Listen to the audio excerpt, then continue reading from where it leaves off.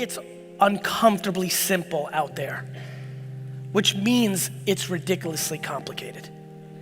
What I mean by that is, it's no different. What I'm gonna talk to you about, whether it's life or business right now, is really no different than if this was a health conference. I would come and they would say, how do we get healthier? And I would stand up here and I would say, I'd like you to eat better and I'd like you to exercise every day. And I would say, thank you very much, and I'm out. That's actually the answer. But we don't wanna hear it. We'd rather buy $29 fucking apple vinegar shit. We'd rather buy some fucking thing that fucking tightens your waist, and performance enhancement drugs, and fucking ass implants, and all this other shit. The reality is it's super simple.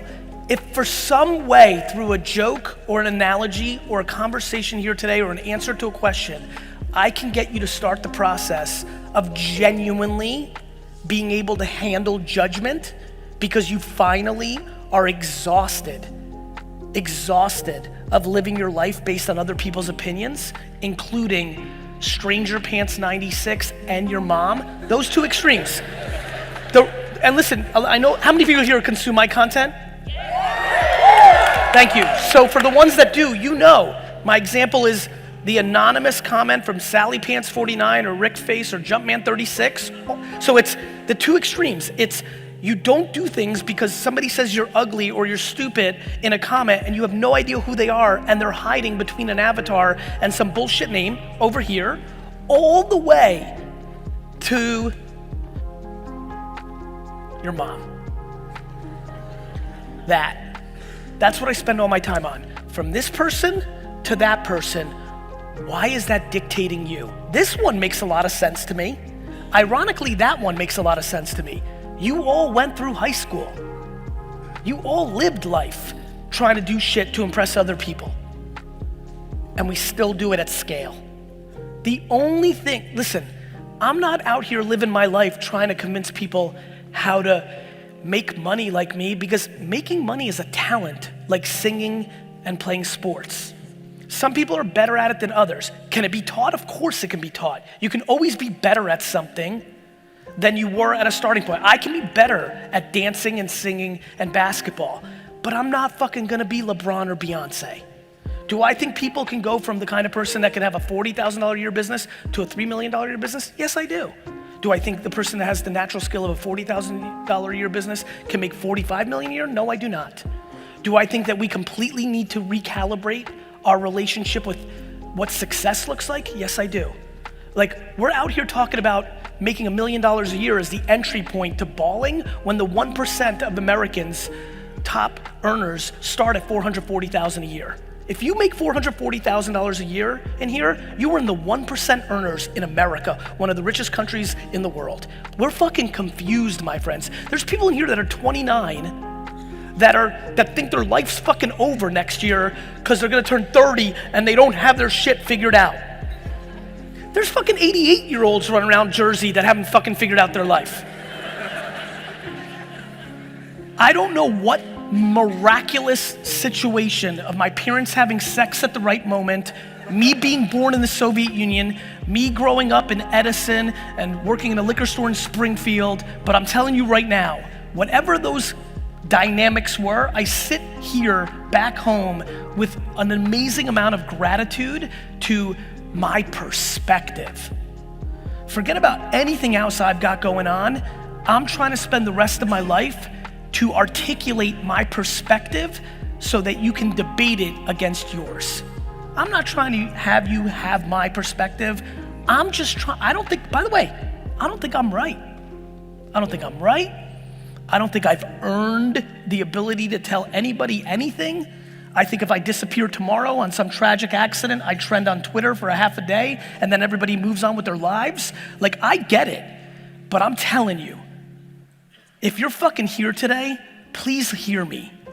I can give you every tactic on LinkedIn and TikTok and Facebook and email and text. I can give it to you. You keep watching listen, you wanna have business success? Watch what I do for the rest of my life publicly, copy it verbatim, but then put in your shit in it, And I promise you, you'll be successful. Because I'm fucking really good at my shit.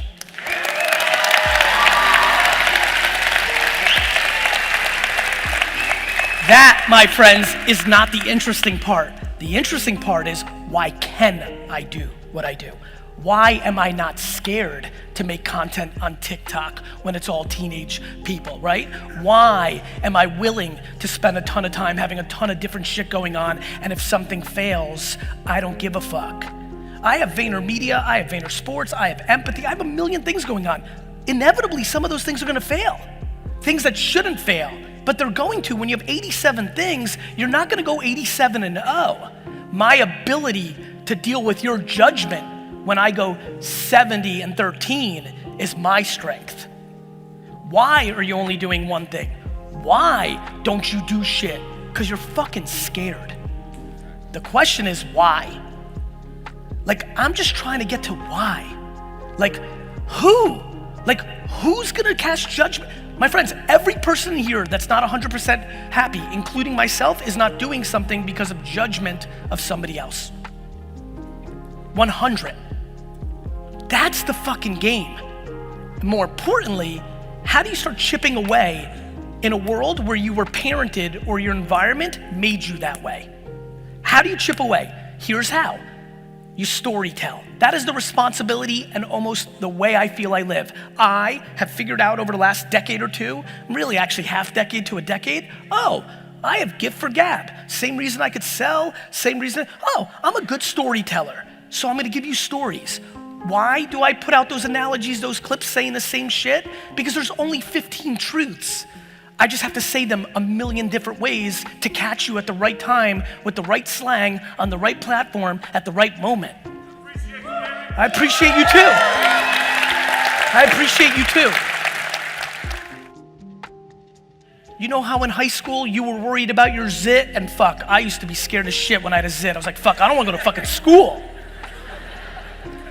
What I learned through life was nobody gave a fuck about my zit. They were worried about their zit. Why do I tell that story? Because right now, people here are in debt or can't do something because they're just staying above ground, but that's because they bought a house that was too expensive, not using rooms in that house, and they don't have the humility to sell that house and go back to rent because they don't want their friend from high school or their grandma to judge them because we manifested that you have to own a home.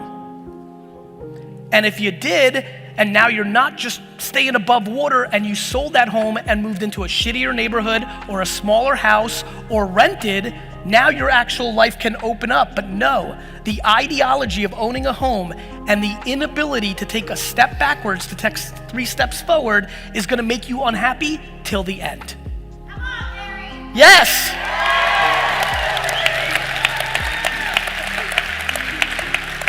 From the extreme of getting somebody in here this evening to go home and sell their fucking house, to getting one of you to not buy a pair of off-whites that you can't afford, in those two extremes are no different than fucking Sally Pants 98 to your mom. This is a game of the edges. This is a game of the edges. Everybody's focused in the middle. 90%, 95%, 99% of the shit you think about and you consume is in the middle, so you don't pay attention to the edges. This is a fucking game of the edges. Once you get your relationship down with the 7 fucking people that matter the most in your life and actually get to the place of saying, I love you, but fuck you. And once you get to that same relationship over here, which is super simple, I'm not sure I even know you, and fuck you.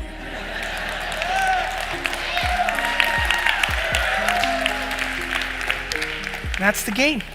Now, don't confuse fuck you. Let me explain what I mean. I roll with empathy and compassion and sympathy. This isn't fuck you for hate. This is I'm not willing to live my life under your judgment of what life is.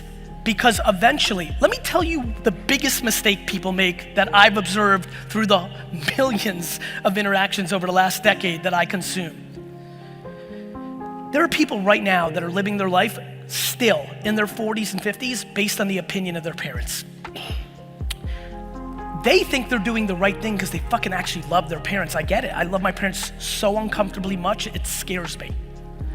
But they live it because they're appeasing lawyer, 2 kids, living in this area, doing this job, don't take risks because we told you not to. We came from a generation that didn't, so you're doing that. Or I was once an entrepreneur and fucked it up, and so we were scared, so now you don't do that. They live for their parents.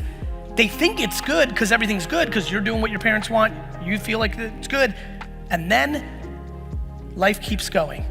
And then what starts happening is they start to resent their parents.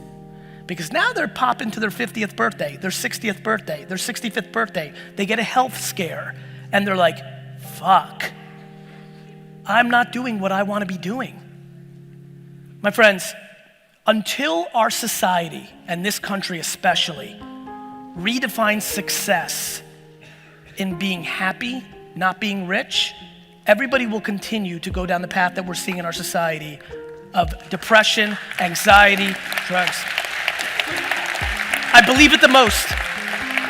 Do I believe that there's people here that are lucky, that are talented and love something and they build a business that they actually love that process and it makes them a lot of wealth? Yes, I do. I'm one of them. I genuinely love my shit. I love it the most.